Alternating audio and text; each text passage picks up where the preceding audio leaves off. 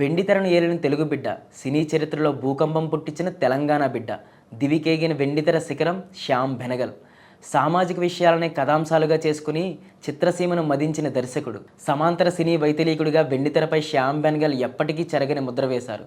ఆవేదనను, ఆర్ద్రతను, అణిచివేతను ప్రశ్నిస్తూ శ్యామ్ బెనగల్ తీసిన చిత్రాలు దేశవ్యాప్తంగా పెను సంచలనం సృష్టించాయి. కమర్షియల్ సినిమాల ప్రవాహంలో కొట్టుకుపోతున్న భారత సినిమాను భూమార్గం పట్టించి భూకంపం పుట్టించాడు శ్యామ్ బెనగల్. ఈ భూమిపై సరిగ్గా 90 సంవత్సరాలు 9 రోజులు జీవించి ఇక సెలవంటూ ఆయన కన్నుమూశారు.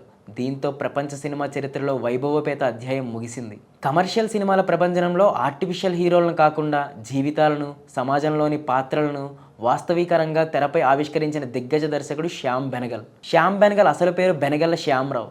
తెలంగాణ నుంచి ప్రారంభమైన ఆయన సినీ ప్రయాణం దేశ స్థాయికి, ఆ తర్వాత అంతర్జాతీయ స్థాయికి చేరింది.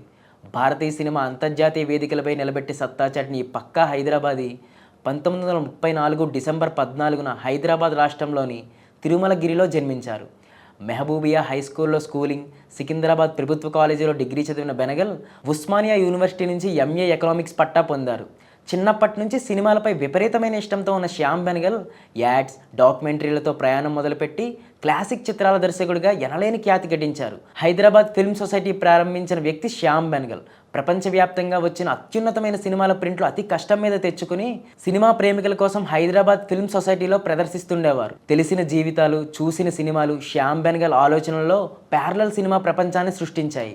ఇవే తర్వాత వెండితెరపై బెనగల్ చెరగని ముద్ర వేసేలా చేశాయి. తెలంగాణలో పుట్టి పెరిగిన శ్యామ్ బెనగల్కి ఇక్కడ నిజాం పాలనపై సంపూర్ణ అవగాహన ఉండేది. అప్పటి దొరల దౌర్జన్యాలు, పెత్తందారీతనాలు, అట్టడుగు ప్రజల ఆవేదనలు, స్త్రీల కన్నీటి కథలు శ్యామ్ బెనగల్ గుండెలపై చెరగని జ్ఞాపకాలయ్యాయి. అందుకే తన మొదటి సినిమా అంకుర్ను పూర్తిగా తెలంగాణ నేపథ్యంలోనే తీశారు.